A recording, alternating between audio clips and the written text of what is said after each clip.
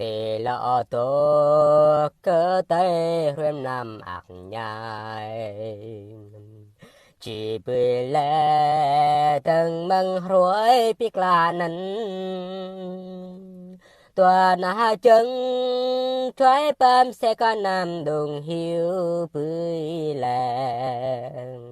ya la ram linh nẹt nồng chân tây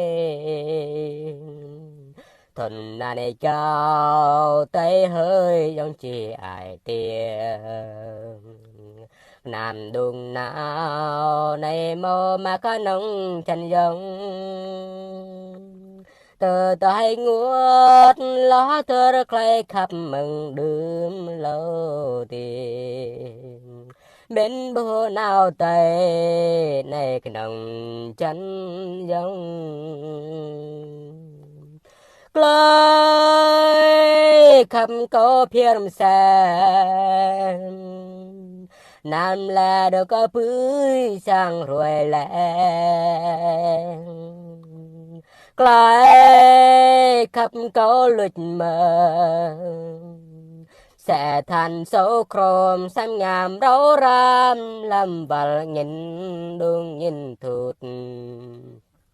đúng phía ruồi làm mà chừng sang ruồi lại tiếp câu sẽ hông cả nam mặt lại khắp câu sẽ xí nói khuất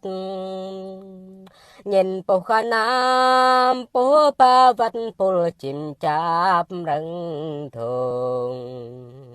biết bé chim lan rè bì chú giống clay khắp có phiền sen nam là đâu có bưởi sang rồi lẹ clay khắp có lịch mờ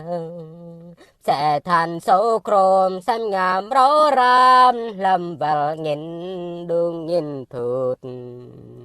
đúng phía ruồi làm mà chừng sang ruồi tì lọ tô cơ tê ruồi làm ạc nhai chỉ bì lệ từng mừng ruồi biết là nắn tua na chân trái bám sẽ có nam đường hiu bì lệ ya la ram linh này cái nồng chân tây thuần na này cao tây hơi giống chỉ ai tiền nam đường nào này mô mà có nông chân giống từ tay nguồn ló tơ đất lay khắp mừng đêm lâu tiền bên bố nào tây này nồng chân giống clay khắp câu phiền sen nam là đâu có bưởi sang rồi lẹ clay khắp câu lịch mờ sẽ thành số chrome xanh ngàm ráo ram lâm vào nhìn đúng nhìn thụt đúng phía ruồi làm mà chừng sang ruồi lại tiếp câu sẽ hông cái nam mặt lại khắp câu sẽ xin hỏi khuất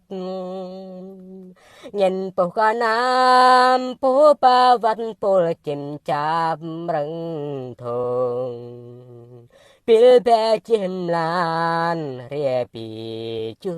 giống clay khắp câu phiền sen nam là đâu có bưởi sang rồi lẹ clay khắp câu lịch mờ sẽ thành số chrome xanh ngàm rô ram lâm vào nghìn đúng nghìn thụt đúng phía ruem làm cả mà chừng sáng ruồi đúng phía ruem làm cả mà chừng sáng ruồi